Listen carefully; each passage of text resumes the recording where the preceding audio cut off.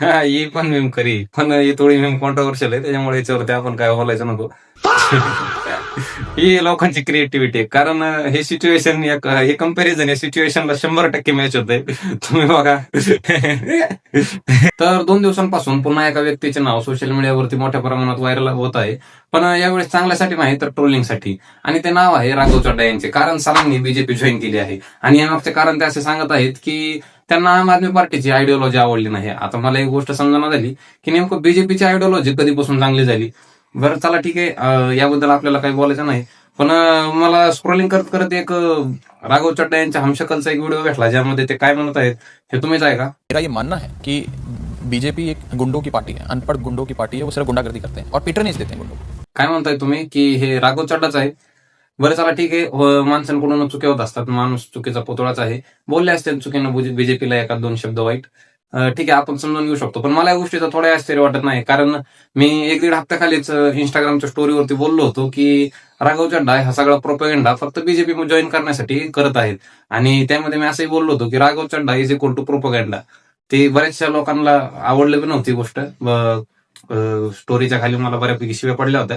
पण चला ठीक आहे, जाऊ द्या. आजच्या व्हिडिओमध्ये आपण यावरती न बोलता आपण सोशल मीडियावरती असे मीम्स बघणार आहोत जे राघव चड्डा यांनी बीजेपी जॉईन केल्यानंतर मोठ्या प्रमाणात व्हायरल होत आहेत, जे बघून तुम्ही सुद्धा खूप हसताल. मीम्स कडे जाण्याच्या पूर्वी एक महत्वाची गोष्ट सांगायची झाली तर यावरून आपल्याला एक गोष्ट समजते की खरंच बीजेपी ही या देशातली सर्वात मोठी वॉशिंग मशीन पार्टी आहे. कारण बीजेपीला एक गोष्ट माहित आहे की जर आपल्याला या देशावरती आणखीन 100 वर्ष सत्ता कायम ठेवायची आहे तर आपल्याला काहीही करून आपली ऑपोजिशन संपुष्टात आणावे लागेल. आणि त्यामुळे बीजेपीचा एक फंडा क्लिअर आहे की सामदाम दंडभेद नीतीचा वापर करून आपल्या समोरची पूर्णपणे ऑपोजिशन संपून टाकायची.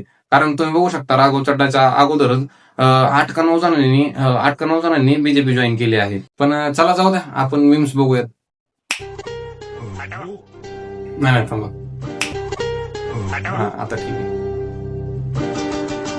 अब मेरी बारी है. बहुत बढ़िया बुरी बुरी साइमन.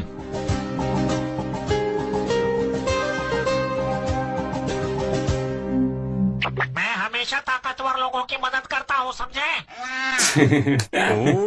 ये हमेशा ऐसा ही मीम खरी आहे, ही मीम खरी आहे. या मीमला 100 पैकी 100 मार्क. पार्लमेंट मध्ये सध्या ही सीन चालू आहे. तुम लोग मेरे काम की फीस नहीं दोगे, इसलिए मैं इसका साथ दे रहा ही मीम हूँ. 100% खरी आहे. हा, ही पण मीम खरी, पण ही थोडी मीम कॉन्ट्रोवर्शियल आहे, त्याच्यामुळे याच्यावरती आपण काय बोलायचं नको. तुम्ही कमेंट मध्ये सांगा यावर तुम्हाला काय वाटतं ते. ही लोकांची क्रिएटिव्हिटी आहे. कारण हे सिच्युएशन, हे कंपॅरिझन या सिच्युएशनला 100% मॅच होते. तुम्ही बघा. जसा रेमंड की तो पुढे हमजाकडे बघतोय, तसा अरविंद केजरीवाल राघव चड्डाकडे बघतायत. खरंय.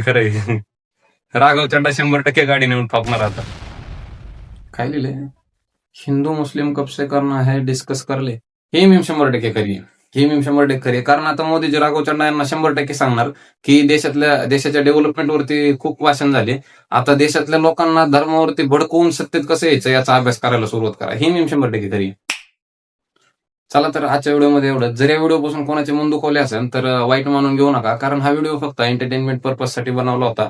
पण एक गोष्ट अतिशय मनातून आणि अगदी हृदयांतकरणातून सांगायची झाली तर जर आपल्या देशाची हीच जर परिस्थिती आणखीन काही वर्ष राहिली तर येणाऱ्या काहीच वर्षांमध्ये पुन्हा आपला देश गुलाम होण्याच्या परिस्थितीमध्ये येईल. धन्यवाद.